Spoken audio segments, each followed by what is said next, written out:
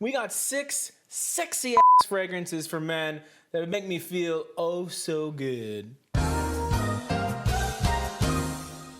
Welcome to the best smelling channel on YouTube, J-ROYL.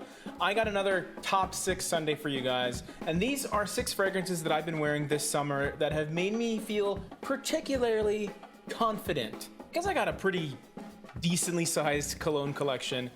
It's really nice to revisit fragrances that I haven't worn in a while, especially with the changing of the seasons, only to realize that, man, I got some pretty dope stuff in my collection. I've owned these fragrances for quite a while now, so I'm pretty familiar with them. But every time I wore them this summer, I either got complimented on them, I just felt myself wearing them. I felt really, really awesome and fly and lit while wearing them. I also feel pretty fly and lit wearing this t-shirt. If you're not familiar with Into the AM, they're a California-based clothing company, and they reached out to collab for this video.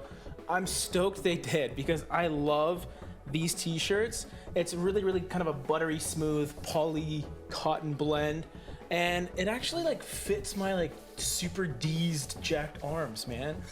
This is a large and it fits me like a glove. It's great. I love it. If you want to check out their stuff, it's very reasonably priced. I have a J-ROYL link that you can click below because honestly, if you're looking for just nice quality stuff, you really can't go wrong with this. And honestly, I've been due for some new t-shirts because my biceps are just like tearing holes in my other ones, man. These fragrances are just bangers for men. Like if you want something unique, if you want to express yourself, stand out, get positive feedback, these will do all of those things, I promise you. Number 6 is by a friend of mine named Tom Ford, Grey Vetiver. I have the Eau de Toilette version, which is slightly different than the EDP. It's a little more citrus based. It has a little more of a summery feel to it, which I love. Right off the opening, it's extremely vibrant and bright, but the vetiver keeps it feeling grounded and masculine. What's great about this one is the performance is pretty comparable whether you go EDT or EDP, and once this fragrance dries down on me, it just leaves you with this really professional, posh,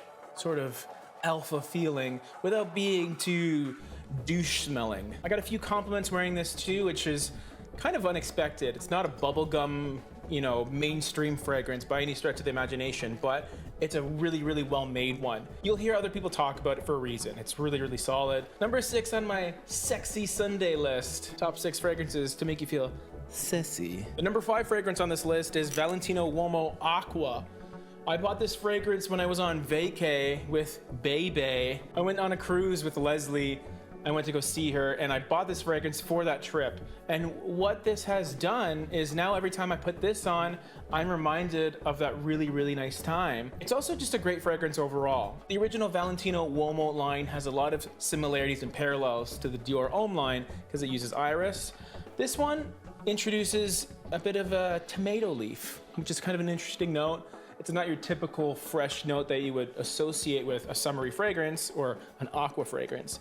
But that's what I like about it. It's not just the iris Dior Homme DNA added with some added citrus or an aquatic feel. It really stands on its own as a unique fragrance. And as you can see, I've used quite a bit of it. Also partially because the performance isn't crazy, crazy good, but when I'm just going out and about for the day and I'm coming back after lunchtime, it'll last me from morning till about 2.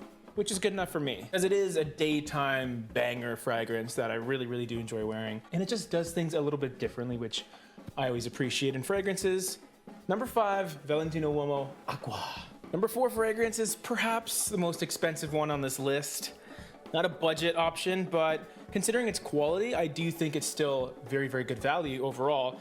And it's Acqua di Parma Blue Mediterraneo Ginepro di Sardegna. This one has slowly overtaken my boy Sergio di Taormina as my favorite Blue Mediterranean line fragrance. Overall, it just has so much to it.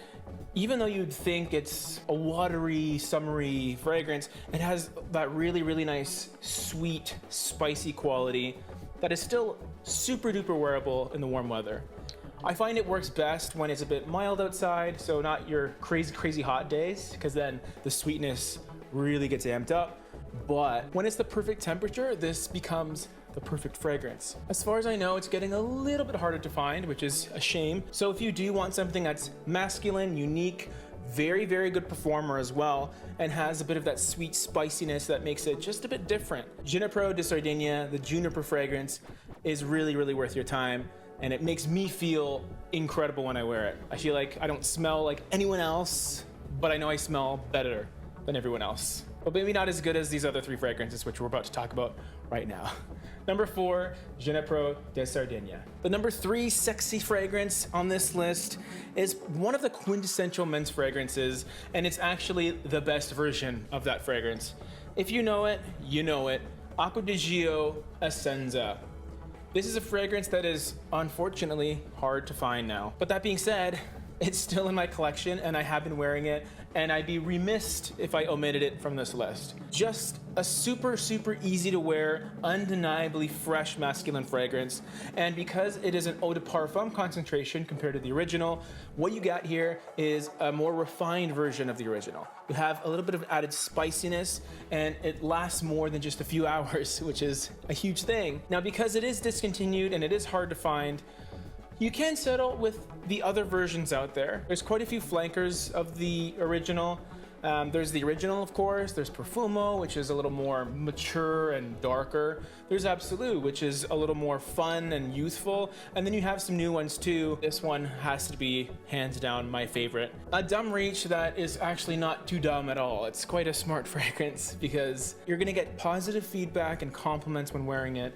It's just so easy to wear, so easy to recommend if you can find it.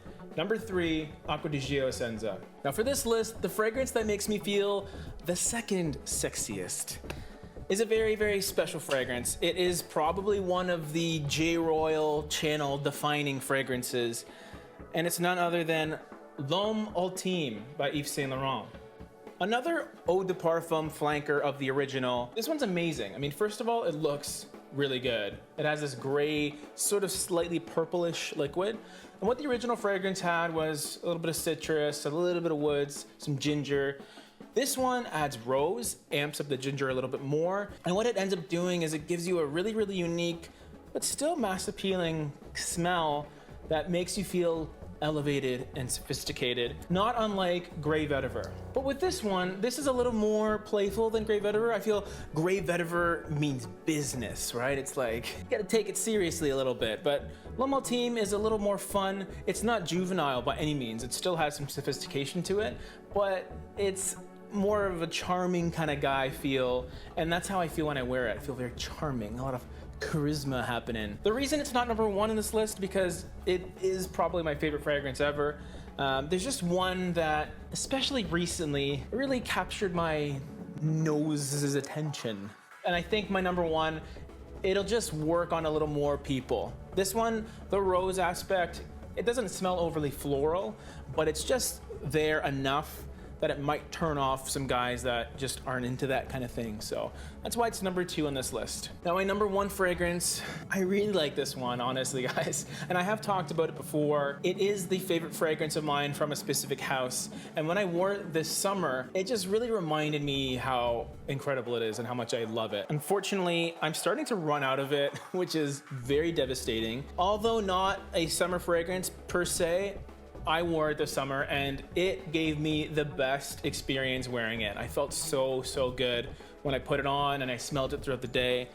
My number 1 sexy fragrance on this list so far this season has to go to Prada Luna Rossa Extreme. This is a gem in my collection, guys. It's a fragrance that is hard to find right now, but fret not. If you can't get this, you can also opt for Luna Rossa Sport, which has a similar feel to it. The sweetness is there. It's just a little more soapy, not as spicy. But if you want something similar, but maybe even better for cold weather, Prada Luna Rossa Black is a fantastic fragrance that I also own, and it's incredible. It just doesn't have the same well-roundedness as this one. So if you own this one, you know what I'm talking about. It's just an incredible 10 out of 10 fragrance. One of my favorites of all time. In fact, recently, yeah, I kind of enjoyed wearing this more than Ultime. But I mean, hashtag Ultime, I'm still like gonna rep that till I die. Comment below if you wanna know more about these fragrances. Maybe I'll do a Scent of the Week video on one of these if you want me to, because